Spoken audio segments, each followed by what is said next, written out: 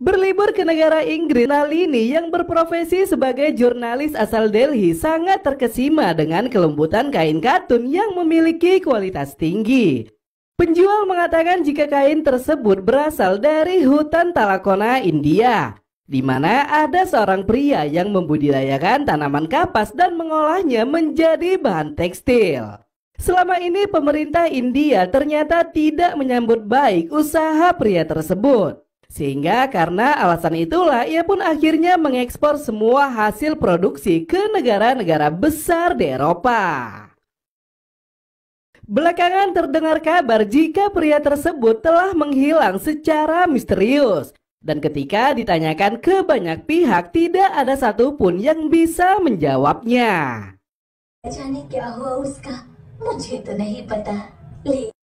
Tertarik dengan cerita tersebut, Nalini yang ingin menarik perhatian pemerintah akhirnya membuat sebuah artikel tentang budidaya kapas di hutan Talakona. Namun di luar dugaan, setelah beritanya viral, ia malah mendapatkan pemeriksaan ketat dari Biro Intelijen India. Pimpinan redaksi bernama Suresh mengatakan jika artikel yang ditulis Nalini sebenarnya bukanlah artikel biasa. Karena pada dasarnya budidaya kapas di hutan Talakona memiliki sebuah rahasia yang berkaitan dengan kepentingan negara. Puncaknya karena diberhentikan secara tidak hormat, Nalini yang tidak terima akhirnya memutuskan untuk menyelidiki kebenaran yang disembunyikan.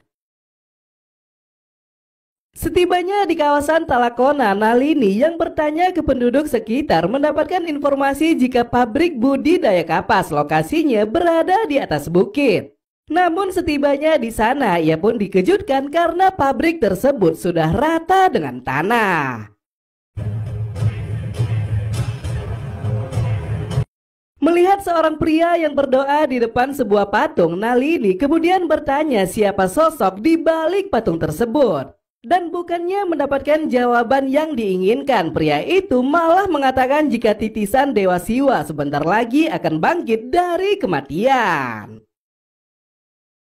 Semakin penasaran dengan cerita tersebut, Nalini akhirnya menemui inspektur lokal bernama Reddy. Namun ketika menanyakan tentang pabrik pemintal kapas, Reddy yang sangat ketakutan hanya bisa menyarankan Nalini agar menemui MLA bernama Sameswar.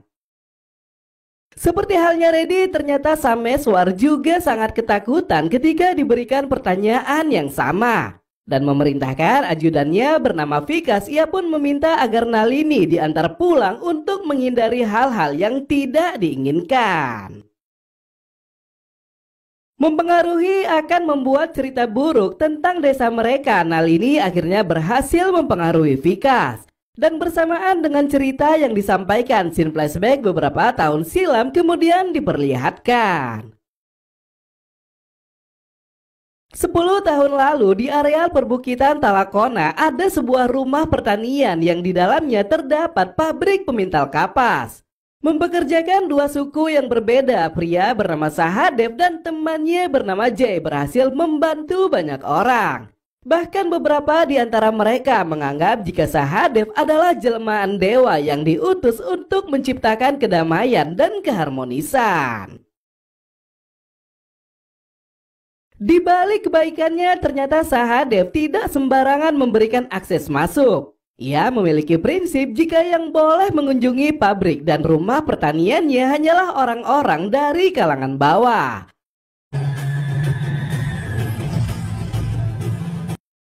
Belakangan Sameswar didatangi konglomerat bernama Rajesh yang merupakan pemilik perusahaan Padma Group. Beliau mengatakan jika sebenarnya di bawah pabrik kapas Sahadev terdapat kandungan bauksit yang nilainya mencapai triliunan rupiah. Menawarkan uang sebanyak 300 miliar, Rajesh berhasil membuat kesepakatan kepada Sameswar agar menyingkirkan Sahadev dari lokasi tersebut. Mendapatkan jawaban dari Vikas, Nalini yang akhirnya mengetahui semuanya memutuskan untuk kembali ke Delhi. Namun saat berada di dalam bus, ia malah ditawan oleh seorang pria bernama Pramod. Sambil membawanya ke gudang rahasia, Pramod mengaku jika dirinya adalah agen Rao yang diutus untuk mencari keberadaan Sahadev. Dan terkait temuan bauksit yang disampaikan Vikas, Pramod mengatakan jika hal itu bukanlah alasan utama Sahadev diburu.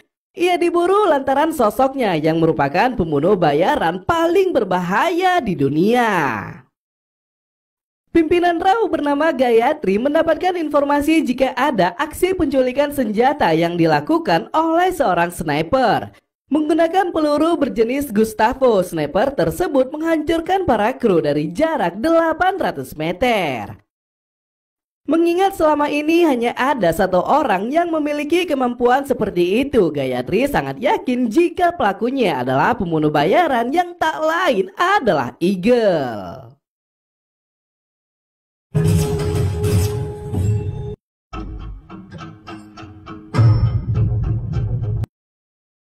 Untuk mencari tahu siapa sosok Eagle, Pramod meminta bantuan kepada pimpinan gangster bernama Robin Singh. Namun bukannya memberitahukannya secara langsung, Robin malah menarik Pramod ke ruangan tertutup untuk menghindari hal yang tidak diinginkan. Tidak mengetahui siapa yang dicarinya, Robin kemudian menceritakan sebuah kisah pembantaian yang pernah dilakukan oleh seorang Eagle. 15 tahun yang lalu, Eagle pernah diperintahkan membunuh gembong narkoba yang terkuat di Eropa. Sebenarnya sangat mustahil untuk membunuh si gembong tersebut, karena pada dasarnya gembong itu selalu menerapkan penjagaan ketat di setiap sudut rumah. Namun bukan Eagle namanya jika ia tidak bisa menyelesaikan pekerjaan yang diberikan. Dengan mengeker celah kipas yang berputar 12 putaran per detik, Eagle berhasil melepaskan timah panas tepat di kepala targetnya. Sepak terjang Eagle dalam dunia kriminal ternyata menarik perhatian banyak gangster di seluruh dunia. Dan salah satunya adalah mafia asal Spanyol bernama Pedro Pascal. Mengerahkan semua pasukannya, Pedro yang berhasil mendapatkan lokasi keberadaan Eagle langsung bergegas untuk melakukan penyergapan. Namun naas bukannya mendapatkan kemenangan, ia dan anak buahnya malah hancur tak bersisa.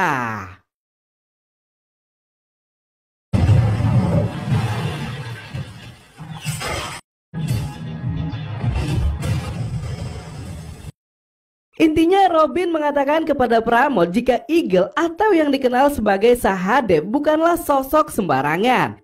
Ia memiliki jaringan dan mata-mata yang sangat luas untuk mengetahui pergerakan musuh yang akan memburunya. Karena memiliki versi cerita yang berbeda-beda, Nalini akhirnya kembali menemui Vikas. Dan setelah bermohon, ia pun berhasil mendapatkan sebuah informasi yang belum disampaikan Vikas sebelumnya. Pertemuan MLA Sameswar dan pengusaha Rajesh ternyata sudah diketahui oleh Sahadev. Dan sebelum mereka mengambil bauksit secara paksa, Sahadev sudah lebih dulu mendatangi Rajesh untuk memberikan peringatan. Puncaknya setelah mengalahkan semua anak buahnya, Sahadev mengancam agar Rajesh tidak bermain api dan menghentikan penggalian bauksit di hutan Talakona.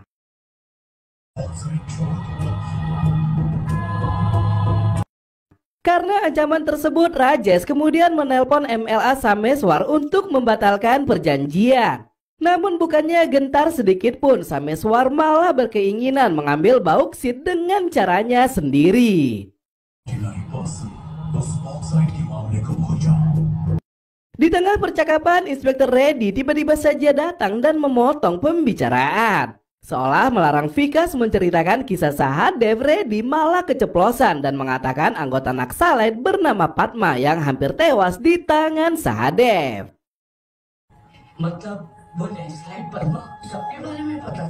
Dengan kemampuan jurnalisnya, Nalini segera mencari tahu keberadaan Padma. Dan setelah berkeliling desa, didapatkanlah informasi jika Padma sudah menjadi seorang guru. Mengetahui profesi Nalini yang merupakan seorang jurnalis, Padma akhirnya mau menceritakan sebuah kisah yang pernah dialaminya. Menjadi agen rahasia Naksalite, Padma pernah ditugaskan menyelidiki pengiriman senjata yang menghilang secara misterius. Dan ternyata beberapa tahun belakangan ini pimpinan mereka yang bernama Ganapati mengatakan sudah ada 3 kiriman paket senjata yang menghilang di perbatasan India. Sama halnya seperti kelompok Naxalite, kelompok militan yang dipimpin pria bernama Altaf juga mengalami nasib serupa. Mereka kehilangan 12 paket senjata yang terdiri dari 10.000 unit. Karena berhadapan dengan musuh yang sama, Naxalite akhirnya bekerja sama dengan kelompok Altaf. Dan puncaknya setelah menyelipkan alat pelacak di pengiriman senjata, akhirnya didapatkanlah informasi jika senjata-senjata tersebut dibawa ke rumah pertanian milik Sahadev. Menyamar sebagai rakyat kecil, Padma kemudian meminta bantuan kepada pria tua dan membuat dirinya berpenampilan lusuh. Ia pun diterima sebagai pekerja di pabrik pemintal kapas. Terkait dirinya yang hampir tewas di tangan Sahadev, Padma mengatakan jika ia tidak bisa memberitahukan kisah tersebut. Namun jika Nalini ingin mengetahuinya lebih banyak, ia harus mencari tahu dengan caranya sendiri. Menemui putra sematawayang MLA Sameswar yang bernama Pecala, Nalini akhirnya mendapatkan sebuah cerita yang tidak disampaikan oleh orang lain. Dengan menyewa kelompok gangster bernama Velore, Pecala bersama sang ayah kemudian merencanakan penyerangan untuk melenyapkan Sahadev. Dan rencananya aksi tersebut akan dilaksanakan di malam perayaan yang setiap tahunnya digelar di rumah pertanian.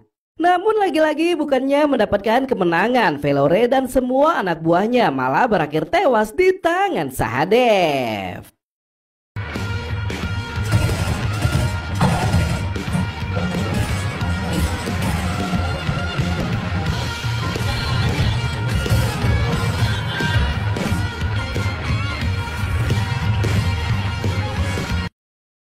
Pasca pembantaian geng Velore, Padma yang juga menyaksikan kegaduhan tersebut akhirnya menjadi tawanan Sahadev. Ternyata saat pertama kali menginjakkan kaki di rumah pertanian, Jay sudah merasa jika Padma merupakan seorang mata-mata. Melanjutkan investigasi, Nalini kemudian berbincang dengan pengusaha Rajesh. Dan dari cerita yang disampaikan terkuaklah jika Sahadev pernah memerintahkannya mengatur pembebasan napi bernama Kali Pratap.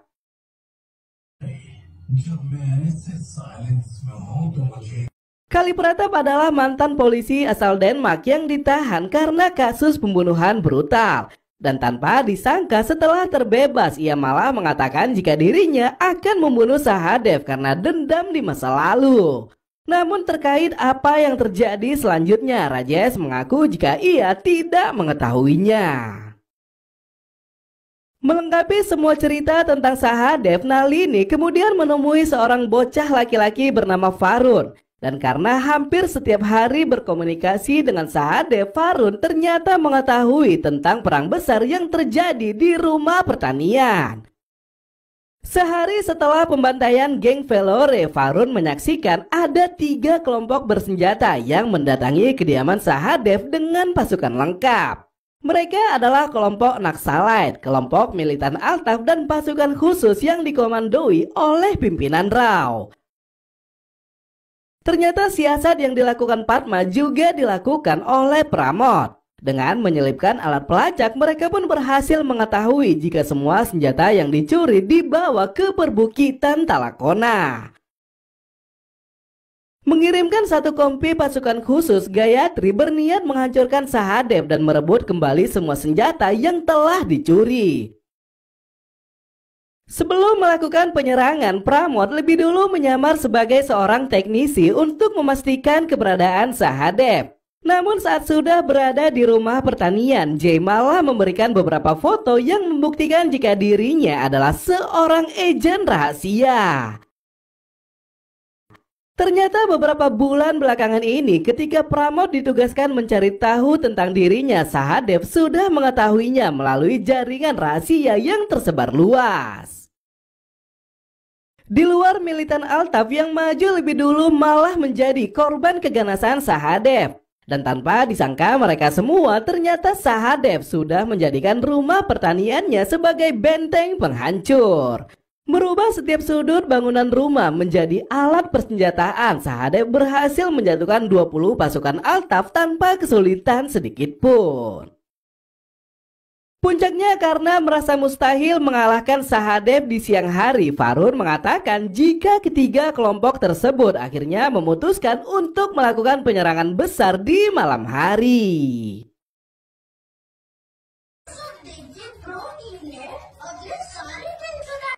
Di tengah cerita yang disampaikan, Nalini malah mendapatkan telepon dari Badan Pertanahan Negara. Mereka memberikan kabar jika rumah pertanian dan pabrik pemintal kapas terdaftar atas nama seorang wanita bernama Archana. Dan dari orang tua Varun yang bernama Tuan Tanis didapatkanlah fakta jika semua kekacauan yang terjadi saat itu bersumber dari kematian Archana.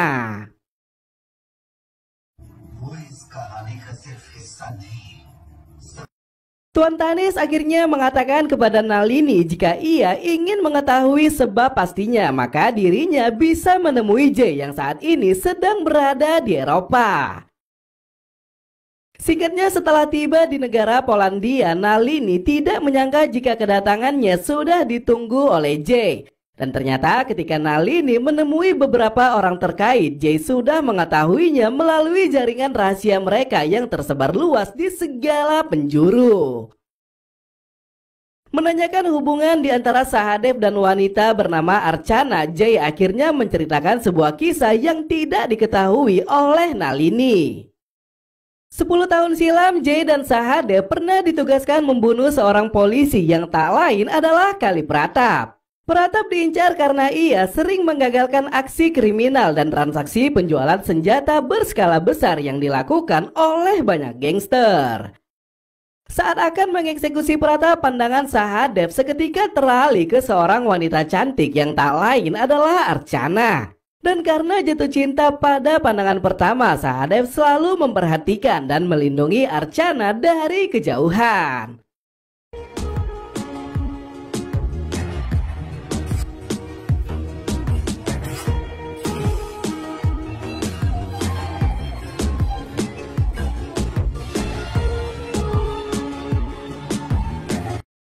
Archana sendiri adalah desainer pakaian asal India yang menetap di negara Denmark.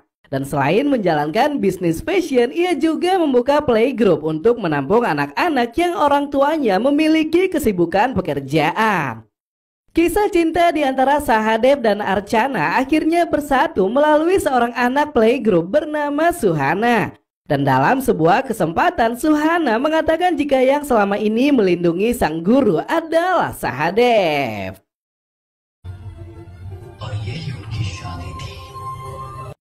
Setelah resmi menikah, Archana akhirnya mengetahui profesi Sahadev yang merupakan seorang sniper bayaran. Namun bukannya mendapatkan pertentangan, Archana malah memberikan doa agar Sahadev bisa menjadi pribadi yang lebih baik. Suatu momen, Sahadev dan Jay pernah ditugaskan mengawal transaksi senjata yang dilakukan gangster besar bernama Andrew Robert.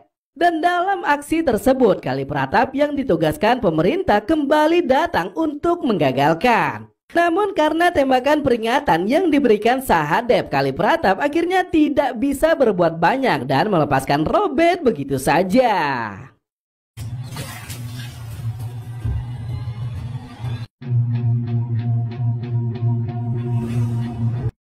Beberapa bulan setelahnya, Sahadev tidak menyangka jika playgroup milik Archana akan menjadi target penyerangan gangster. Dan ternyata kelompok gangster yang melakukan penyerangan adalah Andrew Robert. Mendapatkan luka tembakan yang cukup parah, beberapa anak termasuk Suhana akhirnya tewas di tempat. Sedangkan Archana yang kondisinya sedang hamil besar dilarikan ke rumah sakit untuk mendapatkan pertolongan. Namun setelah berada di sana, dokter malah menyatakan jika Archana tidak bisa diselamatkan.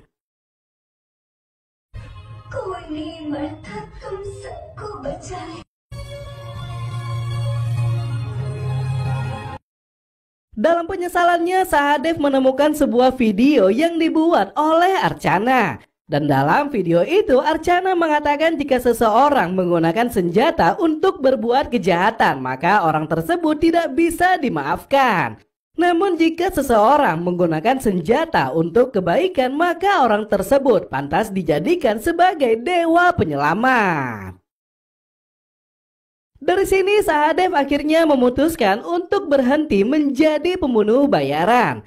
Bahkan dengan target yang lebih besar, ia pun berjanji akan mencuri semua senjata yang diperjualbelikan secara ilegal. Malam penyergapan yang dilakukan 3 kelompok bersenjata, ternyata Sahadev sempat terkena tembakan di bagian lengan. Namun ketika pihak musuh sudah memasuki rumah pertaniannya, Sahadev baru menunjukkan kekuatannya yang sebenarnya. Dengan menjadikan patung Dewa Siwa sebagai alat perang, Sahadev langsung menembaki mereka secara brutal. Dan setelah menjatuhkan banyak korban, ketiga kelompok tersebut memutuskan untuk menghentikan penyerangan. Melalui percakapannya dengan Pramod, Sahadev mengatakan jika selama 10 tahun belakangan ini ia sudah mencuri ratusan ribu senjata dalam 56 operasi.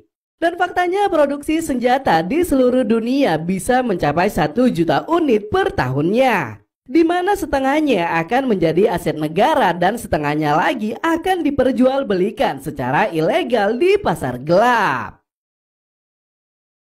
Sejatinya jika membiarkan senjata-senjata tersebut jatuh ke tangan orang yang tidak bertanggung jawab, kemungkinan korban tak bersalah seperti Archana dan juga Suhana akan terus bertambah banyak. Tak berselang lama setelah menyampaikan kata-katanya, Sahadev dikejutkan dengan kehadiran Kali Pratap yang sudah tiba di rumah pertanian. Melalui scene flashback di masa lalu, ternyata Kali Pratap adalah ayah dari Suhana. Dan ternyata alasannya dipenjara karena dialah yang telah menembak mati semua kelompok gangster Ender Robert tanpa tersisa sedikit pun. Menuntut balas atas kematian sang putri, Pratap langsung bersiap untuk melakukan penyerangan. Namun setelah baku hantam selama beberapa menit, ia pun akhirnya takluk dan menyerah di hadapan Sahadev.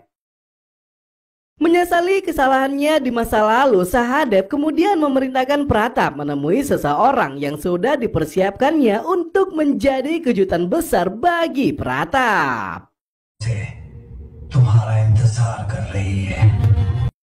Sadar jika sebentar lagi akan ada serangan besar, Sahadev meminta semua orang segera menyelamatkan diri. Dan dengan mengaktifkan alat peledak yang sudah dipersiapkannya, Sahadev kemudian mengorbankan diri dan meledakkan rumah pertanian untuk melindungi semua senjata yang sudah didapatkan.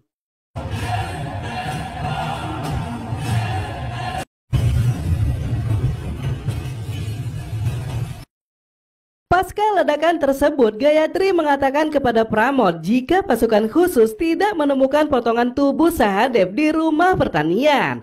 Dan dari sini bisa disimpulkan jika Sahadev bukan hanya merencanakan pencurian senjata, ia juga merencanakan pelarian dengan memanfaatkan ledakan yang dianggap sebagai tindakan bunuh diri. 15 hari pasca ledakan, Kali Pratap mendatangi salah satu sekolah di kota London. Dan sambil berdiri di depan gerbang, ia pun dikejutkan dengan seorang anak perempuan yang berlari sambil memanggilnya ayah. Dari Jay barulah diketahui jika anak perempuan tersebut adalah putra dari pernikahan Sahadev dan juga Archana. Sebelum menghembuskan nafas terakhir, ternyata pihak rumah sakit berhasil mengeluarkan bayi Archana dalam keadaan selamat. Dan menebus kesalahannya di masa lalu, Sahadev memutuskan memberikan putrinya kepada Pratap untuk menggantikan sosok Suhana. Seolah-olah menjadikan dirinya sebagai Pratap, Sahadev selalu menjalin komunikasi dengan baik kepada sang putri yang bernama Bumi. Dan setelah terbebas dari masa penjara, Bumi yang melihat perawakan Pratap langsung menerimanya sebagai seorang ayah. Sama halnya seperti orang-orang, Pratap juga mengatakan kepada Nalini jika Sahadev kemungkinan belumlah tewas. Ia selalu menjadi bayang-bayang bagi para mafia yang akan melakukan transaksi senjata secara ilegal. Di akhir film diperlihatkan seorang gangster terkenal melakukan peledakan skala besar di beberapa titik penting di negara Eropa. Jay yang mengetahui hal tersebut kemudian menemui Sahadev yang ternyata masih hidup. Dan sebelum Sahadev mengatakan jika perang yang sebenarnya akan segera dimulai, film pun berakhir.